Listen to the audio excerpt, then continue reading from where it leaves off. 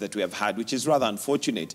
And one of the questions we are asking today is whether NTSA is doing enough, and maybe just to hear your comments and possibly advice to Kenyans on the way forward. This is probably going to be a busier week when it comes to traveling, as Christmas is going to be on Monday, and we already have very many Kenyans, over 100 Kenyans who have died in the last 2 weeks. Ken, your thoughts on what is happening and whether we are tasking or giving too much work to NTSA? Mike, as Kevin, I think this is a two-way traffic, as we talk about traffic issues in Kenya.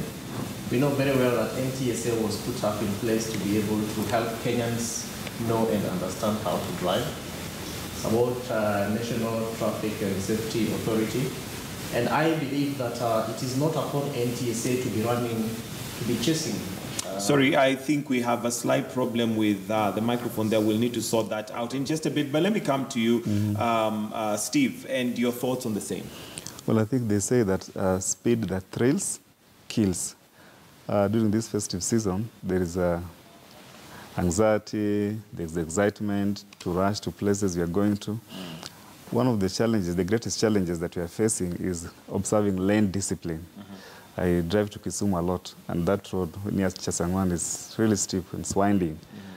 The temptation to overtake a truck, you know, before you reach that overtaking lane is always high. If only we could exercise more restraint, then we'll do better. You know, and then probably observing reasonable speed. I think most people drive at 100 or even more. If only we drove at 80, we'll still get there. So, lane discipline. Drive at 80? If you're leaving Nairobi going to Kisumu, for example. I usually drive at 100. Okay. Yeah, and whether the road is clear or not. That's your maximum. For me, I drive for comfort and convenience, not to rush to beat. I leave Nairobi at 3 a.m. if I'm going to Kisumu. So then I have no rush. You know, when I'm there at 11 or 12, I'll be there.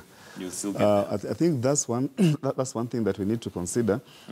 If we are more vigilant, I know this time a lot of people, those who drink, feel the temptation to carry more booze as you drive is also there. The stoppages. If we had more discipline and we are more calm, driving more calm and with a sense of responsibility, perhaps would reduce the level of casualties. But also, perhaps now we need to know where we can erect bumps. You get? I know there's